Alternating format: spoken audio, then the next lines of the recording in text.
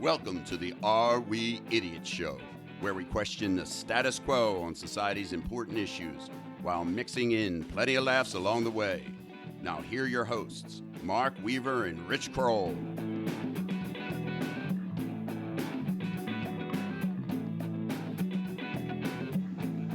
Hello again, everyone, and welcome to another edition of the Are We Idiots Show. We are your hosts, as always, Richard Kroll and Mark Weaver. How are you, Richie? You know, I can't complain, Mark. A lot of people are complaining. I've heard nothing but complaining for months and months, and it's getting worse. So I'm not going to contribute to the complaining. I was actually thinking today, before we did the show, what does it say about the times that we're living in when a global pandemic is not the top story? Which I'm laughing, but, you know, I guess you have to laugh because you'll cry because it's some difficult times. But we're going to talk today about the stuff that's going on in the news over the last 7 days or so. And, yeah, it's kind of unprecedented. You know, we're both 57, or I'm 56, you're 57, and we were very young in the late 1960s when some similar stuff were going on. Actually, you can make a very good argument that it was a lot worse in the 60s. But nonetheless, kind of troubling times that we're living in. But let's start, Richie, with the tip of the day. Maybe it's a positive tip of the day. You can help people get on a positive note before we talk about some stuff. This will help lead to positive behavior. There we go. Here's my tip of the day. And I talk to a lot of people, and I've been talking to a lot of people across the globe since coronavirus shutdown, right? And the topic of conversations ranged from being afraid to go outside, to losing their job, to actually losing their job, to losing their business, to somebody potentially dying, you know, all the above, right? And then the stock market, and then it shifted to the riots, and now, you know, it's getting closer and closer to people's homes in the suburbs. And I have some examples we'll talk about today. Ultimately, and people are just feeding off of this, right? And they're watching the news. You know, they're glued to their TVs and radios. Folks, unglue. Here's the bottom line. There's nothing positive at all. I mean, you got to be updated and understand what's going on in your life.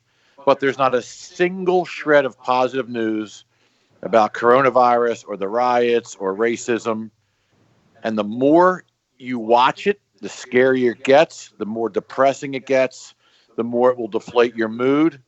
So just like we're told to disconnect from social media and get away from your computers and your cell phones from time to time, disconnect from your TVs and radios, and maybe just check in case you want an update once a day at most. But get away from it. I'm done. I'll look at it every couple of days. I look at the stock market once every 2 weeks now. I don't even look at coronavirus. I know what we got to do locally and in my life. So guys, girls, get away from it. Disconnect. You will feel better. And I would only differ with that advice in one way, in that each person's different and different people handle things differently. And you have to know yourself what your thresholds are. I mean, some people, and I'll put myself in this category, is it doesn't affect me as emotionally as other people, and I'm less an emotional person. Granted, that's both a strength and a weakness. So everyone has to know their limits, and I can probably take more of it and disconnect from it a little bit. But even I, who's kind of a stoic person, you know, I sometimes just have to get away from it. So, and other people are probably more sensitive than you and can never look at it. So, good advice. Everyone has to know their limitations, and at some point, you got to get away with it. But I do think there is some good that's coming out of this, Richie, and we'll discuss that. So, let's first thank our patrons, our wonderful patrons: Mark Zlotnikoff, Eric Weaver, George Muldoon, Mike Smalls, Chris Barbie, Dr. Dave Nadler, Alvaro Puga, Scott Carney, Larry Helms, and Richie. We have 2 new patrons this week, or this episode. Wow. I know one of them is a buddy of yours, so why don't you introduce Rick? Rick Linares.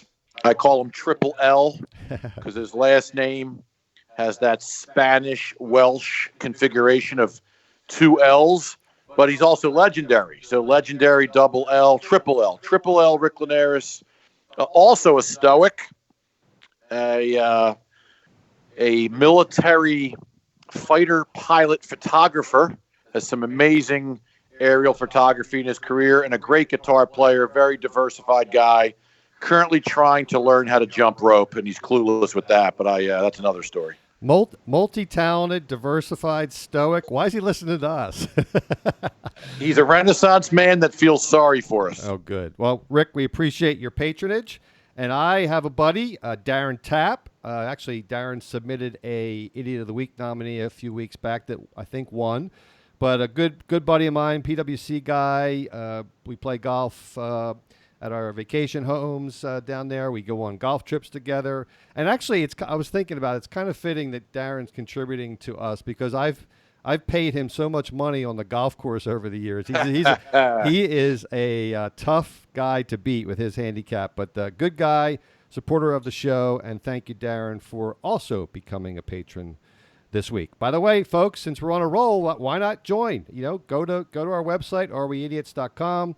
Go to supporting listeners. There's a link to Patreon. We'd love to have your patronage from $15 a month, $10 a month, $8 a month, $5 a month. There's a plan for your budget. So we really would appreciate that to help us cover the cost of the show, frankly. We're not making any money out of this, by the way. All right, Richie. So I have three quick nominees. I'll call it Idiot of the Week, Bad Rioters Edition. All right. And then we're going to talk Racism 3.0. And don't quibble, listeners out there, don't quibble with the title. Maybe it's Racism 4.0 or even 10.0. But we'll explain how we came up with Racism 3.0 when we get into that segment. And we're going to explore everything that's going on in the news, especially over the last 7 days. You can make an argument that it's been going on for hundreds of years, but it's really amped up to an unprecedented level here in the last week or so. So, Richie, without further ado, here are three really bad rioters, and you can pick the best one and maybe make some editorial comments about these folks in general. So there was this guy. He was attempting to throw a Molotov. I can never say that. Molotov cocktail. And as he began to throw it, it leaked out of the top and ran down his arm, and flame ignited him. And he came running down the steps. It almost looked like you know how they did the stuntmen in the movies, they kind of pretend to be flailing even though they're really not in danger. But this guy really was in danger, and he was flailing down the steps. And, of course, one of his buddies was filming it because they wanted to document it on social media, your favorite topic. And he was in trouble, and they finally got him extinguished after about 15 or 20 seconds, which must have felt like a lifetime. But, yeah, you should be careful with Molotov cocktails, and you kind of got what you deserved there, buddy. Yes, if you understand the flammability and science behind a Molotov cocktail, right, it's usually some type of high-octane fluid or alcohol where you stuff a rag in a bottle, light the rag, and then wherever this thing explodes, you're going to create a wet fire, right? So you got to understand what you're doing. If you get the wet octane fuel on you that's already lit, you're going to light as well. I think a lot of people don't know how to use a Molotov cocktail. Okay, Richie, so nominee number 2 is a 24-year-old Philadelphia guy who was part of a coordinated effort to blow up ATMs in the Philadelphia region, including the suburbs. And unfortunately, this guy wasn't very good at blowing up ATMs, and he killed himself. The ATM blew up, and I guess shrapnel from the ATM pierced his chest, and he didn't make it. So that's nominee number 2. Any comments on well, that? If you're trying to blow up an object, you're not supposed to blow up yourself. I've always said, if you do anything in life that has a high probability of ending up in your own death, probably shouldn't do it. Yeah. First of all, we'll get into the whole rioting and looting and how that's related to legitimate protests later, and we'll probably both go off on that one. But yeah, why are you blowing up stuff as part of violence? I don't get it. All right, last one, Richie, is two New York lawyers. One was, I think, Ivy League educated. The other one went to Fordham, and I could have that wrong. But you would think they're fairly intelligent people.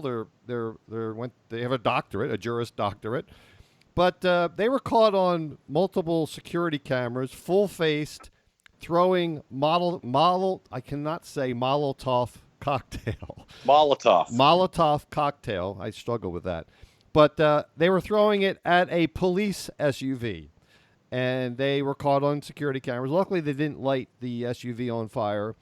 But, yeah, and they're probably going to lose their job. They're going to be charged, and 27 years of their life spent pursuing a great career is probably in jeopardy. So those are the three nominees, Richie. The guy who lit himself on fire with the Molotov cocktail, the ATM blow-up guy, and two New York well-educated lawyers who just crushed their career because they wanted to throw a Molotov cocktail.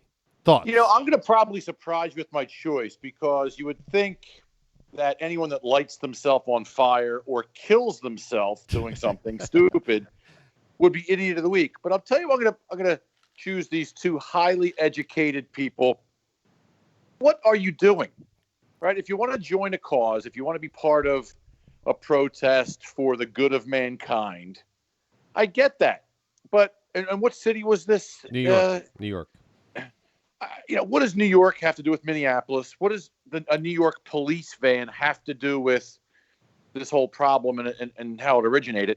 It is utterly mind-blowing, and we'll get into it, to attack a random police van in New York with a Molotov cocktail to prove what? Guess what? They'll learn the hard way. Lesson learned. These highly educated people clearly are not educated. Yeah, and I was thinking, if you are a lawyer, there's probably lots of legitimate ways that you could use your education and your skills fighting for this cause. Why do you have to go to the lowest level of Molotov cocktails? So maybe I'll... Do you know why? Because you want to win Idiot of the Week. And they just did. So I'll send $1 to those two lawyers. They're definitely going to need it. It's going to cost me $2 today, Richie. Yeah, it's expensive today.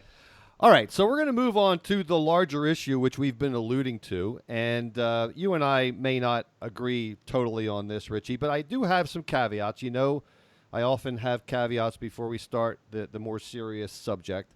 My first caveat is that this show has always taken on difficult topics. We've talked about, obviously, rap music. We've talked about abortion. We've talked about guns. We've talked about free speech. We've talked about a lot of things that are highly disputable and controversial. And Rich and I both believe that you don't try to suppress these issues. The more people talking about them, the more chance we have to solve them. And let's face it, Rich and I are imperfect in our speech and delivery, and we may say something here that is not perfect or comprehensive. So don't expect a comprehensive solution on this show to a very complex problem. So how's that for qualifiers, Richie, before we start on a delicate subject? It's a good precursor, but a little too apologetic. I think we've proven through the shows that we take a pretty objective stance and try to look at both sides closely before we say anything. And right. Yeah, this is a sensitive, highly sensitive topic. I was wary about doing the show on abortion, but I think we delivered on that. And I think people may not agree with us, not everyone, but I hope we make sense. Yeah, and we're not black, either of us. And so we don't pretend to have had that experience. But I just don't believe that you can't have a comment on it. And obviously people listening to this have to weigh different sources of information. We've talked about that on our fake news show. You have to go to multiple sources of information and vet all information, including us. So anyhow, let's start, Richie, with this the precursor to I'll call it the ignition or the tipping point. So over the last several weeks, there was a number of shootings of African Americans.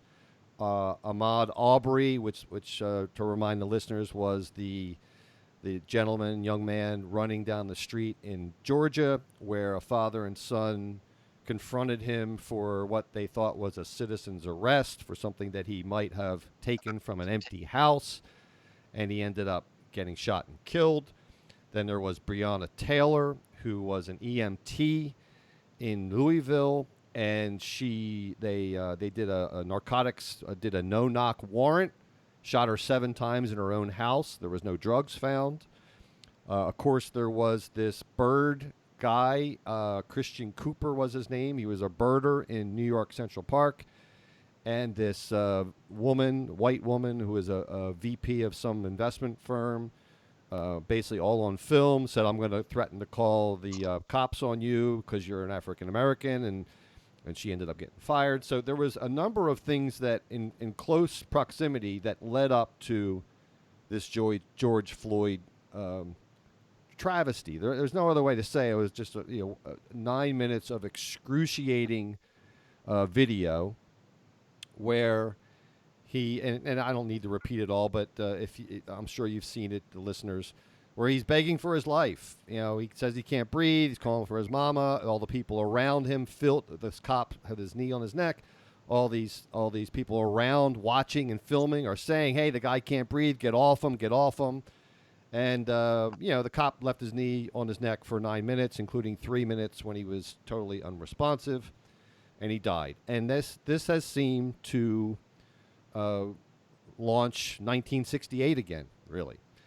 So I think it was not just George Floyd, and it was not just police brutality. The way it's being explained by many people is just this was the matchstick that brought on, this I can't take it anymore moment for inequality, unequal treatment under the law.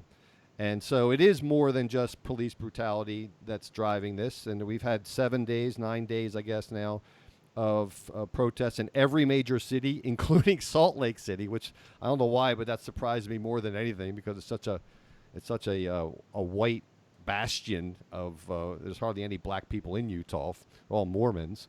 But anyhow, Richie, I'm rambling on. The first aspect of this is, is it more than just police brutality? You are rambling a bit, but there's a lot to ramble into a short time period here. So,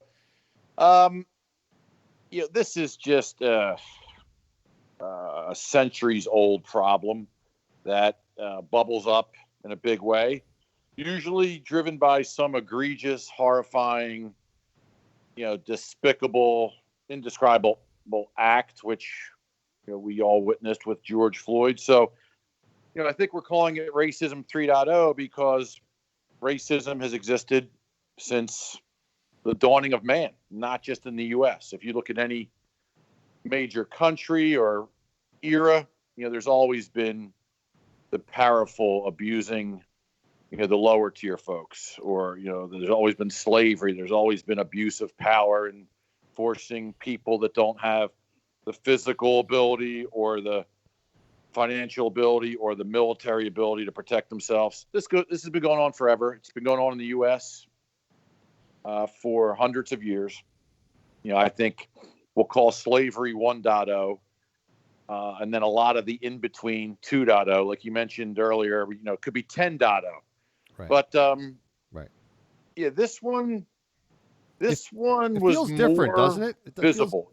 Feels different, though. Well, than Rodney King or any of those that have, in our lifetime, there's been several other incidents that have caused riots or what have you. There was obviously the one, I forget the guy's name in New York, that they choked him to death. There's been other ones like this, but this feels different. It feels more more like an inflection point that people have across the whole nation have like risen up. Well, it's the poster child for what racism represents, right? You got the white police officer in a position of power with the uniform on. You know, he's going to have his nightclub, his gun and his badge. And there he is with a guy that's already contained, face down on the ground, handcuffed, in a vulnerable position to begin with. And then you further add insult to injury by putting the knee on his neck. Right. And then it gets worse and worse, you know, as the thing progresses. The whole time I saw it, I'm like, dude, how do you not let go? How do you not get off? How do you not have some awareness that, okay, this guy is no threat. There's no threat. And, you know, if he had pulled himself off, it still would have been egregious, showing, you know, the knee on the neck for a couple minutes, but he would have saved face. We would have not had any of this rioting. It would have just been another, dude, that was, you know, overt police force. And by the way, there's two other cops. The other angle showed there was two other cops, holding them down besides this guy. So it's totally over the top. I mean, I think there were a couple police officers standing there and watching. Right. So right. I will say this: I have some good friends that are police officers in not only in Philadelphia suburbs, and I can tell you, the one thing I want to assure people is this is not the norm. Right. For the police world. Right. It's not like all police are rogue, power-hungry maniacs. But in any position of power, whether it's CEOs of companies, the military, football teams, whatever, you're always going to have that, bad apple. It's going to exist everywhere. This is not a reflection of the entire society, which I think a lot of people are trying to make it out to be. Right, and the only distinction I would make is when I think the police need to be scrutinized, just like military leaders, just like political leaders. I think anyone who's in a position to legally use force and in many cases lethal force, there's a higher expectation of scrutiny because if a florist or a doctor, or maybe not doctor is a good, but a landscaper. If thousands of other occupations are racist, they're probably not going to kill people. If a cop is racist and he's licensed to shoot people, and God forbid if there's no cameras around, they can probably get away with it. I think that's why it is a little different. That there are bad apples in every profession. Heck, we're sales guys. Sales guys get a bad rap because there's lots of sleazeballs in the sales profession. But cops do need more scrutiny because they're carrying a gun that they're licensed to use legally and kill people. So that's where I would draw the line. But I think you're right, Richie, that most people agree watching that was wrong, horribly wrong. It's probably murder. And I think even most cops probably believe that. So let's move on to, I would say, the more controversial part of this, where there's lots of disagreement in that the agitators, I'll use that term loosely, that have used this protesting, this mass protesting, to further their, I guess, I don't know what the best term is, to anarchy, to promote anarchy. Antifa is one, but there's many others that have used these legitimate protests, peaceful protests, and co-opted them to be violent, to loot, to steal, to beat people to death, like the Dallas storekeeper, to shoot people defending their own stores. And this is what has distracted the media now from what I think were legitimate peaceful protests to obviously wrong looting, stealing, killing, beating, everything but peace. Yeah, I don't get it. I totally think not only the country but the world has to stand up for equality. I totally get if millions of people wanted to protest in front of state capitals and the White House and police stations to make a point. But when it crosses the line, it's mind-blowing to me. And most of these people don't even know who George Floyd is, don't even know his name. They don't care about Black Lives Matter. They don't care about equality. They're just leveraging a situation.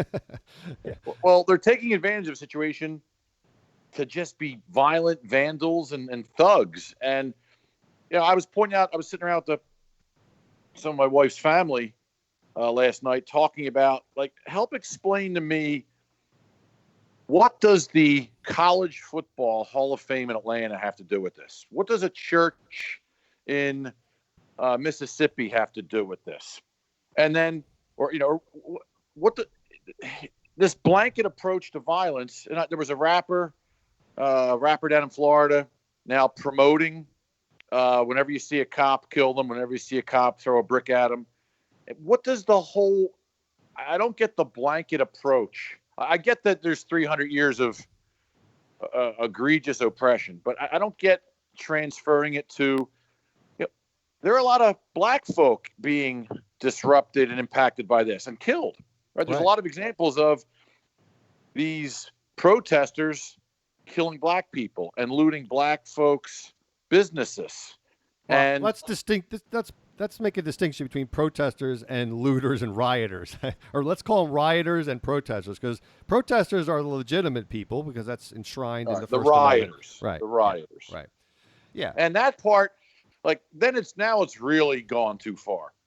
And I've seen so many examples, like you mentioned. There was a African American gentleman in his 70s trying to protect his business or just tell people to get away. I think it was in Dallas. They killed him.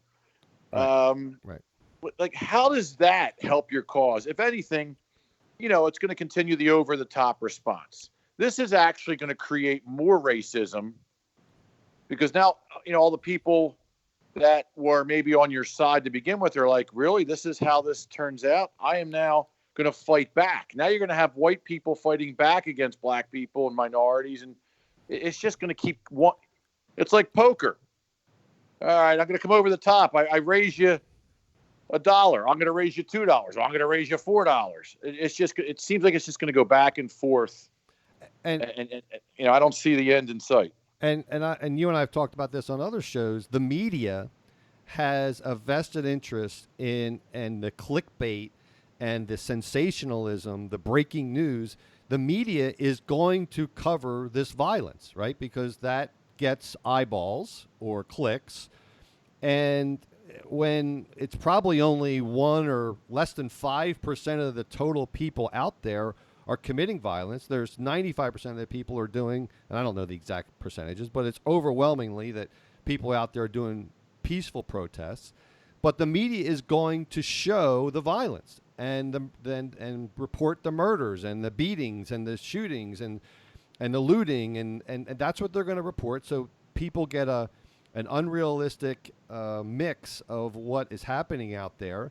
And some people who aren't well informed are going to conflate peaceful protesters with the rioters. And in many cases, I've seen many Black Lives Matters protesters, peaceful protesters, beating up or fending off Antifa folks and actually turning in the Antifa folks to the cops because they don't want their protest to be co-opted into looting and rioting. So it's a total mess. The media has a lot of blame in this as well, but really the blame is the people taking advantage of this opportunity to enrich themselves, to steal, to loot, to beat, to kill. It's nauseating. And the media has, to me, you need a free speech media, and we know the media has been great for, again, centuries, but lately, last 10 years, they're pretty much focused on ratings and money and sensationalism and they're also doing the over the top thing. I'll raise you 2, I'll raise you 4, I'll raise you 8. They're competing with other media stations for the bigger, better news. And who cares about a peaceful protest with a bunch of people walking peacefully arm in arm for a good cause. That's not exciting enough. It's got to be about fire and brimstone and cats and dogs living together and hellfire and guns and weapons. And I mean, it's they do it in politics now, as you know. We've covered many episodes where everything's taken out of context for ratings and money and greed, and it completely distorts the message to the common man. And if you don't have time to peel back the onion and look at things deeply, you're going to get misled most of the time. Yeah, and we've Hence, talked about that fake news that leads to fake news and everything else. Yeah, and we've talked about how it's a huge responsibility of folks now because the totality of media that you have to spend so much time vetting it, and most people are not going to do that. One thing I want to say, Rich, before we go on to the next phase of this is a lot of people have been saying, well, Martin Luther King, they took a little piece of a speech that he said that, quote, riots are the language of the unheard. And again, the media has used this very conveniently. They distorted that speech very conveniently. It was taken from a larger speech, which I'd like to, and it's 2 paragraphs, but I want to read it to our listeners because it's beautifully written. This is MLK speaking at Stanford University in 1968, of which that phrase was lifted from. But here's the whole stanza so people can understand what MLK was saying. Let me say, as I've always said, and I will always continue to say, that riots are socially destructive and self-defeating. I'm still convinced that nonviolence is the most potent weapon available to oppressed people in their struggle for freedom and justice. I feel that violence will only create more social problems than they will solve. That, in a real sense, it is impracticable for the Negro to even think of mounting a violent revolution in the United States. So I will continue to condemn riots and continue to say to my brothers and sisters that this is not the way, and continue to affirm that there is another way. It is as necessary for me to be as vigorous in my condemning the conditions which cause persons to feel that they must engage in riotous activities as it is for me to condemn riots. I think America must see that riots do not develop out of thin air. Certain conditions continue to exist in our society which must be condemned as vigorously as we condemn riots. But in the final analysis, a riot is the language of the unheard. That's where they lifted that piece from. And what is it that America has failed to hear? It has failed to hear that the plight of the Negro poor has worsened over the last few years. It has failed to hear that the promise of freedom and justice have not been met. Now, that was 50 years ago. I think that was beautifully written, but it's very applicable today. So MLK was not justifying riots, but some people are, Richie, and that's what I want to talk about now. Your favorite politician, AOC, has largely said that these riots are justifiable. And Chris Cuomo on CNN the other night equated these riots with the Boston Tea Party. And so my question to you, Richie, is, and again, I don't necessarily agree with this, but I'm positing it because a lot of people do. At what point does the patience run out for trying to make peaceful change? At what point does these violence, is that just a manifestation of trying to get people's attention and make change? I mean, the Boston Tea Party, that wasn't really violent. That was against a monopoly, and that was because they didn't have representation with the British Parliament. There's lots of nuance to it, but it was not totally peaceful. So, what are your thoughts on that aspect of it? Well, this is a slippery slope because most likely, when we look back on this in 3, 6, 9, 12 months, there's a lot of new reform and people standing up. And I just saw one company just said they're going to put $1 billion into social reform.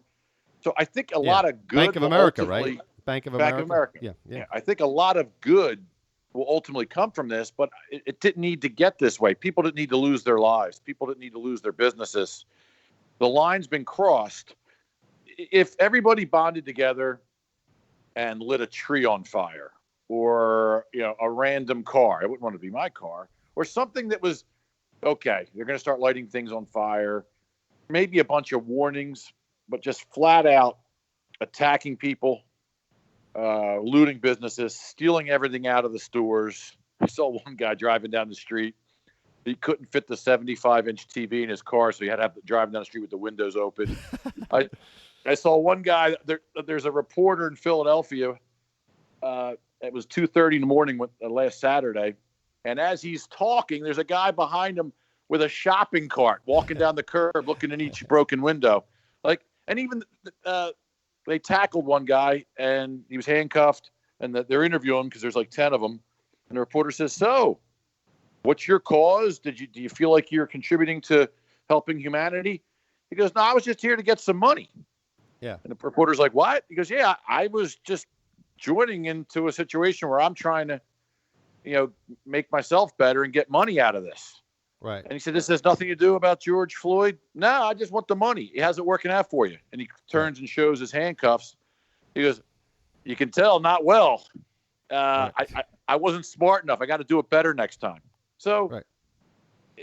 You're never going to avoid that gray area where people unified for a just cause then also attract all the idiots and miscreants that are going to get involved in this. But hopefully, right? I mean, hopefully this is not all for naught. Hopefully people didn't lose their lives and businesses for nothing, and that finally action to eliminate the rogue cop or the rogue politician or the rogue military or the rogue government, whatever, finally is eliminated. Yeah, and just getting back to this question, I mean, in my mind, there's a reason they call it civil unrest, not criminal unrest. Civil things are disobeying, civil laws and traffic laws, and maybe protesting without a permit. Normal, norms, civil norms, not criminal unrest. And I like normal norms. That's another level. I'm stuttering. But by the same token, hey, listen, we said at the top, we're not African American. We don't get pulled over for driving while black. We don't tell our kids, particularly our sons, that, hey, if you ever do get pulled over, make sure the first thing you do is stick both hands out the window so they can see your hands. We don't get followed by security people in stores. We don't get treated the same. I mean, I fully acknowledge that. And if you just look at, there's other problems in the black community, with fatherless homes and all that kind of stuff. So this is not a one, it's a multifaceted problem. But I think when you look at it, when it boils down, you cannot deny that there has been white male dominance. And this includes women, by the way. Let's face it, there's plenty of chauvinism left in this world, not just racism. And when you look at, we've had 45 presidents, all white males except one. We've never had a woman president. Look at the composition of the CEOs of the top corporations, highly slanted towards white males, well beyond our percentage of the population in the United States. Of course, women are also suffering there too. So, hey, I get it. We've had it. We have had privilege. We probably don't even understand most of it, but it's not all privilege. And so, how do we best solve this, Richie? Which I guess is the last part of this. You mentioned some big companies, a lot of CEOs coming out, dedicating themselves to this. I, for one, think that the police thing should be body cams always on. Right now there's a lot of body cams on cops, but they can turn them off. And that's really problematic. So to me, all body cams should be on all the time with no option for them to turn it off. There's lots of societal things. I think the war on poverty, which started in the Johnson administration, the Great Society, has been a tremendous detriment to the underclass. The government programs have actually exacerbated the problem. But what are your thoughts on how do we make substantive progress with this inequality and unequal treatment of minorities, in particular blacks? Well, a lot of it has to do with premeditated beliefs that you grow up with from your own parents or grandparents, or you grow up with because your friends think it. I think everybody needs to think as an individual, right? Let's face it. There's been racism for 10,000 years. I do think it's better than it was, but I think it might be getting worse again. I mean, clearly racism isn't as bad as it was in 1800 or 1900 or even 1950. All right, there has been progress made, but clearly not enough. And I think that starts with the individual not judging somebody by the color of their skin. I could care less if you're white, black, Indian, Asian, whatever. I honestly could care less. I look to the next level of a person's attitude and behavior and how they treat me and how they seem to treat their friends and family. That's what people should be looking at. So, right? So I saw one really good comment on Twitter. It says, it's not black versus white. It's all of us versus racist, which I thought was really poignant. But I guess I'll challenge you, Richie, and I'll challenge myself. Do whites in particular, because we're the ones that do have some privilege, it's debatable how much, but do we need to be more proactively anti-racist as opposed to passive? Probably. I mean, I don't really join in any of these protests. I don't know anyone personally that's been murdered or their business blown up. So I kind of take a passive approach. I admit that. I mean, my daughter goes to a small, private Christian school, and there's zero racism there. It's really cute to see every mix of kid from around the globe in each class. And they're all hugging and high-fiving, and they don't see it, right? I mean, most kids without any type of bias or prejudgment coming from somewhere and poisoning their brain, they don't see it either. Right. So it's to me, it's a family issue. It's a culture issue. It's a per country issue. The Bible did a great job of saying every man's equal, but most people, for whatever reason, don't see that. And I think what happens is there's a jerk for, there's as many guys that are jerks that are white that are any race. Of course. But when you then combine a jerk with a certain color versus another color, it gets clouded. And I think people make too many blanket judgments across a race versus if they took an individual case basis with everyone and gave everyone a chance, then a lot of this would go away. And I don't know that Trump is racist. All I know is that he is purposely combative and purposely divisive. I know you like that word. And you go back and forth. It's divisive or it's divisive. You go back and forth. I've only said divisive once. I like divisive better. It sounds more high class. But it sounds so Ivy League snooty. But I do think, again, there's a few things that I like that Trump has done. Criminal justice reform actually has been very good for the underclass, including the African American population. So that was one thing for sure that he's done. Obviously, I like Gorsuch on the Supreme Court. Cutting taxes is good, but he spent like a drunken sailor. So there's a few things that Trump has done that I like, but mostly I disagree with him and think he's bad, and he's certainly a bad person.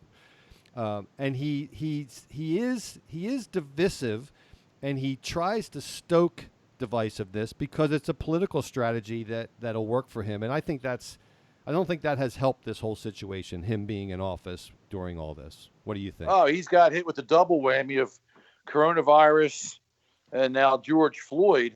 And in all due respect and fairness, what politician wouldn't know how to handle either one of these right away out of the gate properly?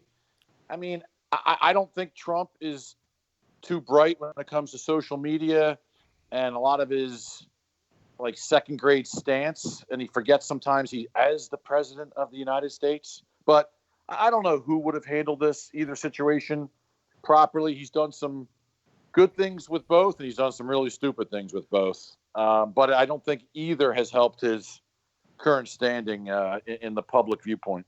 Well, let me go on record as I think he could have been more empathetic. He's definitely not an empathetic figure, and I think he could be trying to bring us closer together. And I think he's just horrible at that. So, he's an FU guy. I mean, his first response in almost any situation, if it doesn't perfectly align with his belief system, is FU.